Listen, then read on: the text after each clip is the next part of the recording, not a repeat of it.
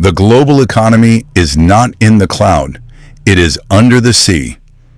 Trillions in daily transactions, market data, and diplomatic cables travel through a network of fiber optic lines. Analysts at RUSI have confirmed these are the primary arteries of Western financial dominance. Severing these cables is not an act of war. It is an act of systemic economic decapitation. The leverage is absolute. The second vector is orbital. The entire Western military and financial apparatus, from GPS-guided munitions to high-frequency trading, is dependent on satellite constellations.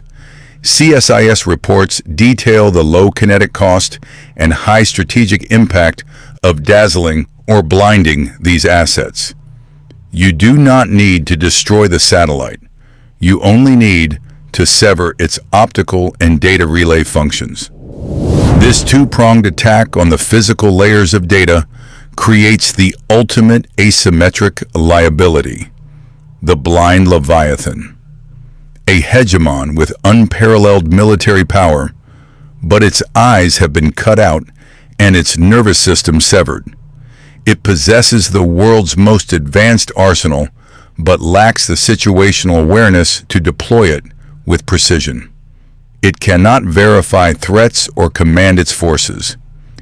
In this state of induced paralysis, a launch-on-warning protocol, triggered by total data loss, becomes a mathematical certainty. The final escalation is not a choice, it is a reflex. The central calculation is no longer geopolitical, it is economic. Analysts at the Royal United Services Institute, RUSI, quantify the new battlefield solvency crisis. A $5 million main battle tank is now a liability, targeted by a $500 first-person view drone. This is not a balanced exchange. It is an asymmetric cost imposition designed to bankrupt a superior military force. The hegemon's high-cost legacy platforms are being systematically inverted into balance sheet vulnerabilities. Each kinetic loss represents a fiscal black hole, draining treasury reserves with no strategic gain. This economic inversion is an accelerant for what strategists call the democratization of violence. The state's monopoly on overwhelming force has been broken. Access to highly effective, lethal kinetic tools is no longer gated by billion-dollar defense budgets. It has been decentralized, available to non-state actors and rising powers at consumer electronics price points. This is a systemic shock. The very foundation of power projection, the ability to deploy expensive, technologically superior assets, has been rendered obsolete by mass-producible lethality.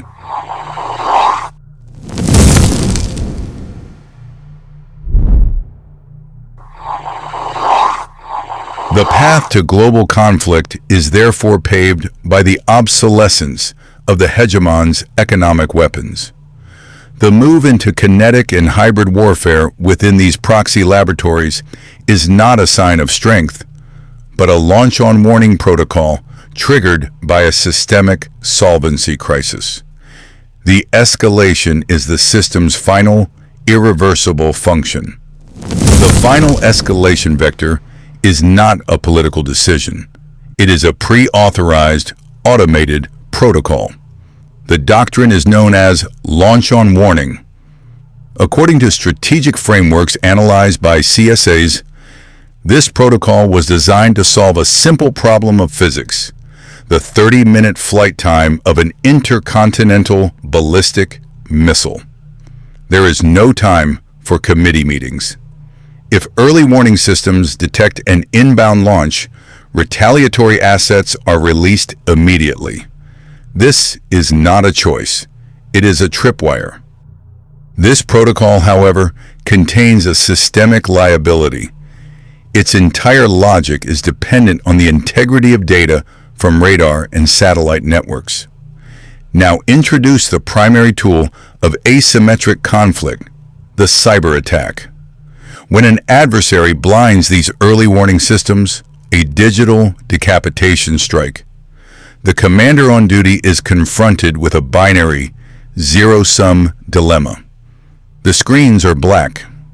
Is it a system malfunction, or is it the precursor to a decapitation strike designed to paralyze a response? The protocol offers no third option. The weaponization of finance has reached its terminal stage. As rising powers insulate their economies, evidenced by India's proposal to link BRICS digital currencies, source number 2, and its multi-vector energy strategy with Russia and the Gulf, source number 1. The West's primary leverage evaporates. Economic coercion becomes a liability, not an asset. The operational protocol for a declining hegemon is not retreat. It is asymmetric escalation. According to RUSI analysis, when sanctions fail to compel, the solvency of the incumbent system is threatened, forcing a pivot from economic pressure to kinetic signaling. This is the blueprint of an empire striking in panic of being evicted, source number 3. The logical next step is a calibration shot, an event designed to test response capabilities and telegraph intent without a return address. The mathematical certainty points to a high-value node within the developing parallel system. Within the next 12 months, expect a significant, non-attributable blackout event targeting the port and financial data centers of Mumbai. It will be characterized publicly as a cascading grid failure. It will not be an act of war. It will be a message. Your new system is not beyond our reach. This is the kinetic cost of economic independence.